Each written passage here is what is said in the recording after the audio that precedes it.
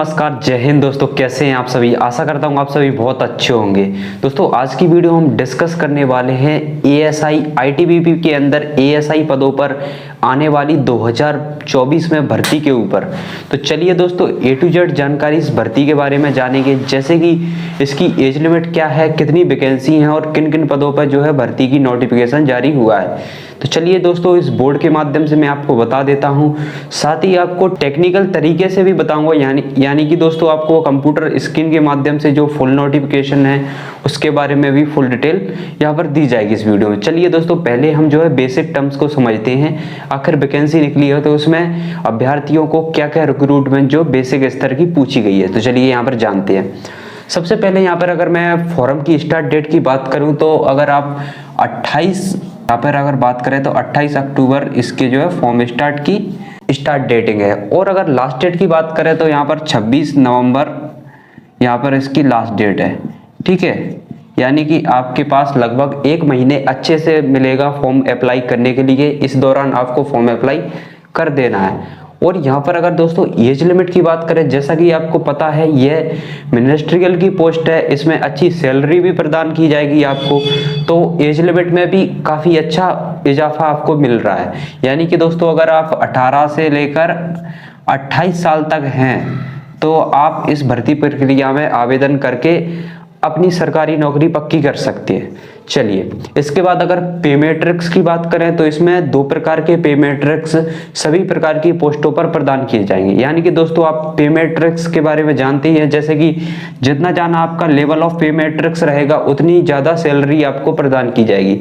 यहाँ पर इस सैलरी में मिनिमम आपको 4 और 5 प्रकार के पे मैट्रिक्स आपको प्रदान किया जाएगा। यानी कि अगर मैं यहाँ पर 4 की बात करूँ 25,000 रुपए से लेके 81,000 रुपए तक आपको इसमें प्रदान किए जाएंगे। और मैट्रिक्स लेवल 5 की बात करें तो आपको 28,200 रुपए से लेकर 92,300 रुपए तक का इसमें पे मैट्रिक्स प्रदान किया जाएगा। यानी कि दोस्तों शुरुआती तौर पर अच्छी सैलरी जो है गवर्नमेंट सरकार प्रदान कर रही है। अभी यहाँ पर टोटल पोस्ट की बात करें तो आपकी जो है मेल फीमेल के लिए टोटल 20 पोस्ट है। दोस्तों 20 पोस्ट का मतलब ये नहीं कि 20 पोस्ट है तो केवल कुछ तैयारी नहीं करना या फिर हमें इसका फॉर्म अप्लाई नहीं करना। ऑफिशियल नोटिफिकेशन के माने तो यहाँ पे बोर्ड के द्वारा निर्धारित किया गया है कि जो वैकेंसी है अपनी उनकी जो नंबर है वो इंक्रीज की जा सकती है। यानी कि दोस्तों वैकेंसी का जो नंबर है उनको बढ़ा दिया जाएगा। ऐसा कोई निश्चित नहीं है कि आपकी जो 20 वैकेंसी है तो 20 ही रहेंगी। हालांकि ऐसा कभी हुआ नहीं है। किसी भी प्रकार का बोर्ड हो, चाहे वो आईटीबीपी हो, चाहे वो बीएसएफ हो, चाहे वो सीआरपीएफ हो, इन सभी बोर्डों में वैकेंसियों की नंबर संख्या जो आगे चल के बढ़ा दी जाती है, क्योंकि आपको पता है बेरोजगारी का समय है, इतने लोग बेरोजगार हैं, इतनी वैकेंसी से क्या होगा।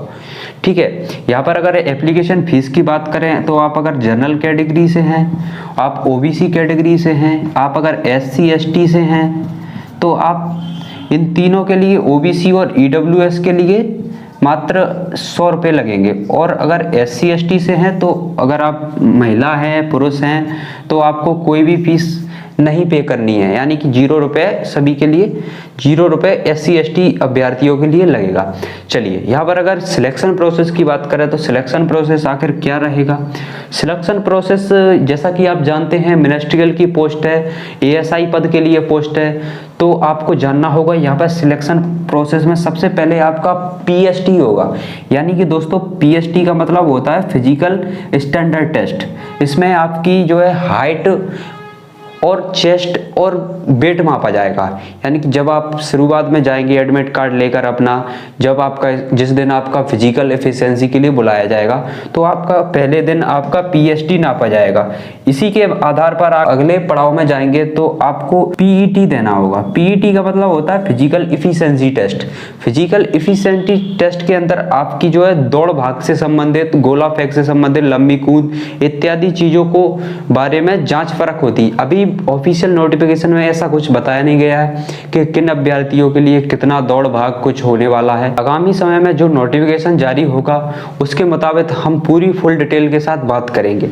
ठीक है, अभी भी नोटिफिकेशन जारी कर दिया है, अभी भी लेकिन अभी इसके बारे में जो फिजिकल की सिलेक्शन प्रोसेस है इसके बारे में नहीं बताया गया है। ठीक है, जैसे ही दोस्तों अगर आप पीएचडी क्लियर कर लेते हैं तो आपका डॉक्यूमेंट वेरिफिकेशन होगा।